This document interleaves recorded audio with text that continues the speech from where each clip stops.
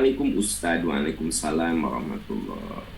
Ustadz, kalau talak dilakukan via WA, apakah sah nggak dalam Islam? WA digunakan untuk mentalak, sah atau tidak? Ya, WA itu kan salah satu platform ya media untuk komunikasi. Bisa SMS, bisa WA, bisa telepon, bisa video call. Nah itu kan namanya media ya. Sekarang boleh nggak sih menceraikan istri ya lewat WA, lewat uh, tulisan? Bapak Ibu sahabat-sahabat sekalian, yang namanya pernikahan itu adalah peristiwa agung, peristiwa besar, peristiwa hebat. Wa aqadna minkum mitsaqan ghalidha. Allah tetapkan bahwa ketika seorang istri ya menerima ijab kabul dari suami, kan yang ijab kabul suami ya. Ijab kabul itu suami dengan wali dari wanita itu. Nah, maka Quran mengatakan wa akhadna minkum mitsaqan ghalidha. Kamu sudah mengambil ikatan perjanjian agung ya. Jadi ketika saya menikah kan ada wali. Nah, saya mengikat perjanjian agung yang kemudian itu menjadi peristiwa yang membuat hubungan relasi yang tadinya tidak bisa saling mewarisi jadi saling mewarisi, yang tadinya haram jadi halal ya. Coba Anda bayangkan pernikahan itu agung besar gitu. Makanya dalam pernikahan itu ada saksi ya, ada wali, ada ijab kabul, ada mahar gitu. Itu sebenarnya simbol-simbol keagungan.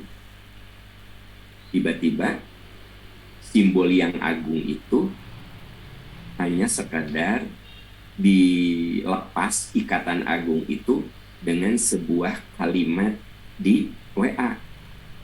Pokoknya saya menceraikan kamu.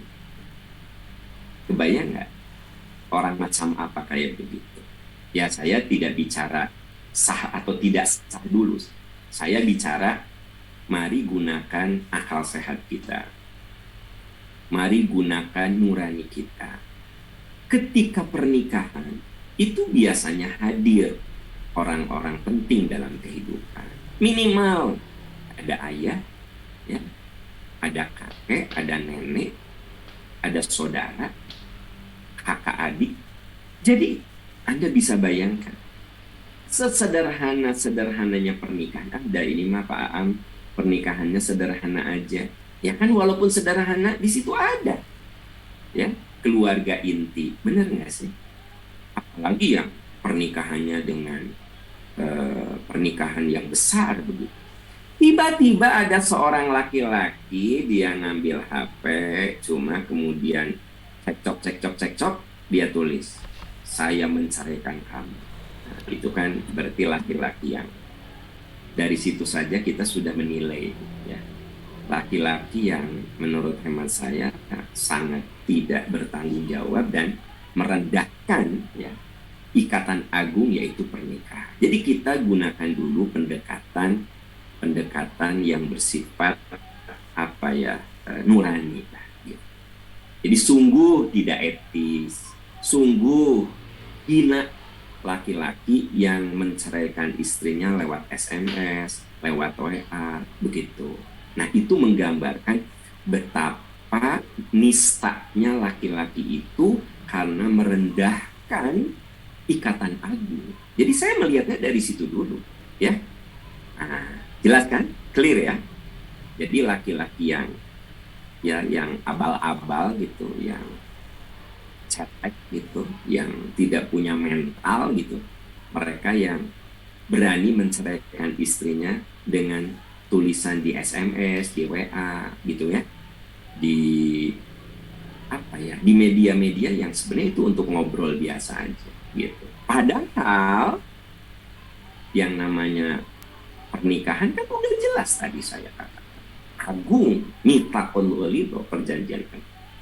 Nah, oke, itu dari sudut akhlak saya melihatnya dari perspektif akhlak. Nah, itu laki-laki yang tidak berakhlak. Termasuk Anda, ibu-ibu, kalau Anda minta cerai kepada suami lewat WA, ya. Udah pokoknya aku minta cerai. Anda itu perempuan nista. Kenapa? Anda nggak nyadar kalau pernikahan itu perjanjian agung gitu. Nah, itu dari situ.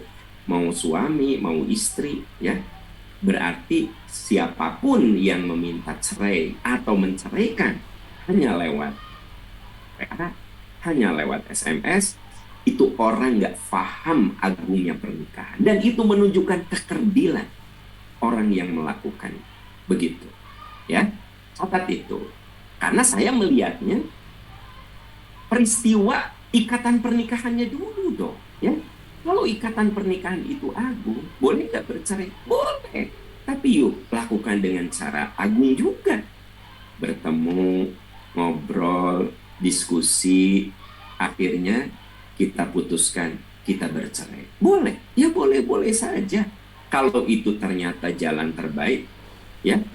Nah, apalagi kalau pernikahannya itu, ya, tercatat, maka otomatis perceraian itu harus lewat pengadilan agama. Datang ke pengadilan agama, daftarkan, terjadi sidang, ya, begitu. Jadi bukan hanya dengan WA dong, ya. Yuk kita menjadi orang yang bermartabat, saudara-saudara sekalian. Jadilah orang yang bermartabat. Jangan sampai perceraian itu seperti Anda ngobrol titip makanan. Man, mau keluar ya? Tolong dong beliin batagor. WA, ya kan? Tolong dong beliin bakso. Ayah, sebelum pulang mampir dong beli martabak, pakai WA. Jadi orang yang menceraikan istri atau istri yang meminta cerai kepada suami, ya, lewat WA, itu menyamakan pernikahan seperti beli martabak, beli batagor. Gitu. Betapa nistanya orang seperti itu. Dari sudut akhlak, ya, dari sudut akhlak. Kita ini harus jadi orang, ya. Kalau pernikahan itu agung, selesaikanlah dengan cara yang agung. Gitu maksud saya. Ya, itu maksud saya. Nah, urus ke pengadilan agama. Jadi Islam tidak melarang bercerai kalau mereka berharap perceraian itu solusi terbaik.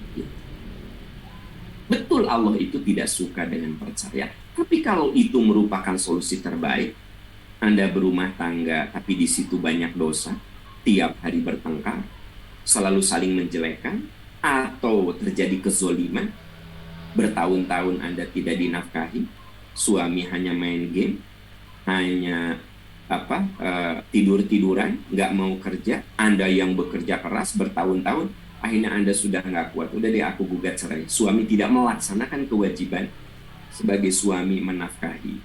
Nah, tapi kan harus dengan cara yang elegan, dengan cara yang terhormat, saudara-saudara sekalian. Ya, jangan melakukan sesuatu yang nista, yang menggambarkan kualitas dan kapasitas kita. Gitu.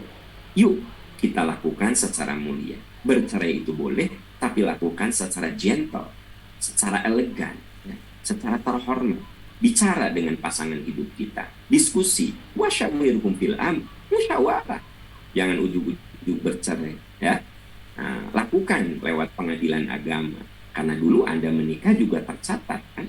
Maka bercerai juga tercatat. Itu kan yang terhormat, ya. Itu yang agung, itu yang membuat martabat dan kehormatan kita terjaga karena kelakuan kita. Wallahu a'lam bishawab.